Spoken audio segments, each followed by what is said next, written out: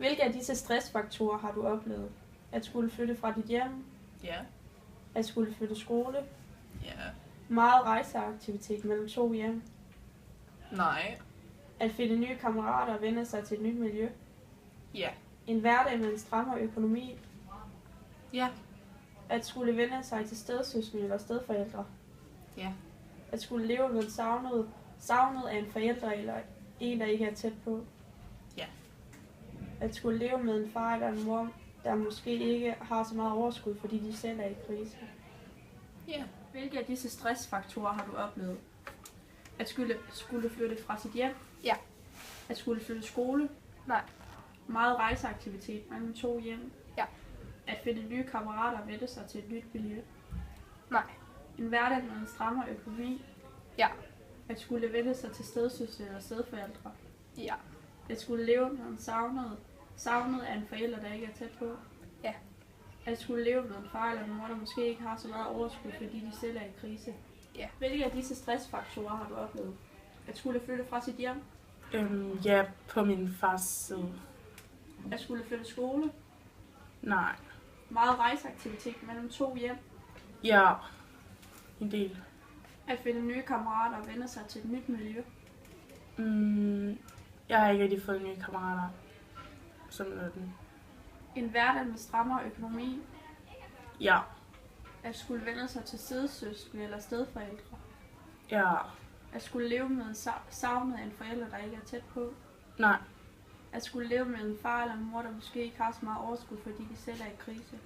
Ja. Hvilke af disse stressfaktorer har du oplevet? At skulle flytte fra sit hjem? Nej. At skulle flytte skole? Nej. Meget rejseaktivitet mellem 2 hjem? Ja, for jeg skal bo en uge ved hver sted ved min mor og min far. At finde nye kammerater og vende sig til et nyt miljø? Nej. En hverdag med en strammere økonomi? Nej. At skulle vende sig til stedsøskende eller stedforældre? Ja, lidt fordi jeg skulle vende mig meget til min stedfar og min stedmor. Og så har jeg også fået 2 stedsøskende, som jeg skulle vende mig lidt til, men det gik lidt hurtigere, fordi at de er cirka min alder. At skulle leve med savnet af den forælder, der ikke er tæt på? Nej, fordi de bor ikke så langt væk fra hinanden, mine forældre, så... At skulle leve med en far eller mor, der måske ikke har så meget overskud, fordi de selv er i krise? De er ikke sådan været i krise, men de har altid haft tid til mig på en eller anden måde, hvis man kan sige sådan. Hvilken forælder er du mest knyttet til, og hvorfor? Min mor, fordi jeg bor med hende. Det er svært. Min mor, jeg ved det ikke, min far han er sådan meget stresset, fordi jeg har rigtig mange stedsøskende hjemme hos ham. Og så er min mor, der er det bare os 2. Min mor, min far, han har en depression, så han er ikke særlig ansvarlig. Så han er ikke rigtig voksen, så det er sådan lidt svært at være sammen med ham. Men jeg har altid mest været knyttet til min far, fordi at det er som om min mor, der gik fra min far, så har jeg været sur på min mor i nogle år på grund af det, men jeg har så tilgivet hende senere hen. Hvad har skilsmissen betydet for din barndom?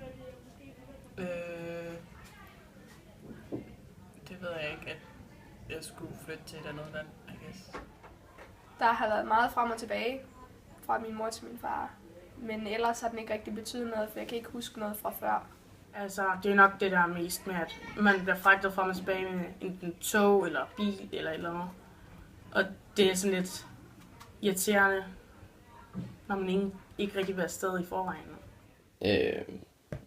Det ved jeg ikke, om man kan sige, at den har betydet sådan en hel masse, fordi at nok var jeg ked af det der, men det var, at de blev skilt, men senere hen, der er de jo blevet lykkelige.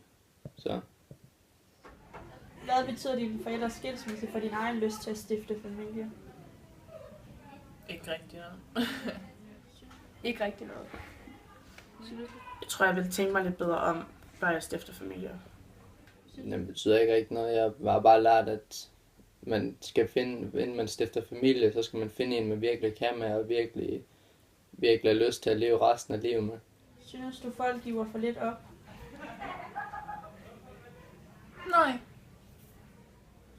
Nej, det synes jeg ikke. Nej, hvis de ikke kan sammen, så skal de heller ikke være sammen. Det er også synd for børn og andre. Hvis du kunne Det ved jeg ikke, om man kan sige, om de giver for let op. Men hvis det er bare på grund af sådan en eller to skænderier, så også at de går fra hinanden, så giver det i hvert fald for let op. Hvis du kunne bestemme, ville du så have, at dine forældre skulle have levet sammen? Nej, Hvorfor? fordi min mor hun havde det rigtig svært sammen med min far. Og min far var sådan, han var alkoholiker, og det var bare sådan bedst at flytte væk fra ham. Nej. Hvad tror du? Nej, Hvorfor? fordi det fungerede ikke sammen, de var på skændes hele tiden og sådan noget. Og min mor, hun var næsten brugt op, fordi min far han ikke kunne en skid. Altså alle skilsmissebørn vil nok helst have, at deres forældre vil blive sammen. Men i længden vil det ikke være godt på at høre på alle de skænderier og så videre, der vil komme ud af det. Hvad tror du er grunden til, at skilsmisseraten stiger? Folk kan bare ikke gøre det sammen. Har du... Jeg tror måske, det er fordi folk de gifter sig for tidligt. Jeg tror bare, folk de er ikke så... De tænker sig måske ikke så meget om. Det er nok fordi, at det bliver mere og mere moderne, hvis man kan sige sådan, at man bliver skilt lige pludselig. Har du nogen gode råd til andre børn? Egentlig ikke. Altså, man skal vel bare gøre det, der føles naturligt. Det vil bare skynde sig at affinde sig med det så hurtigt som muligt. For ellers så bliver det rigtig træls. Lære at leve med det, fordi det er ikke, man kan ikke, det er jo da ikke kommet noget godt ud af, hvis de kommer sammen, eller de bliver kærester igen, ens forældre.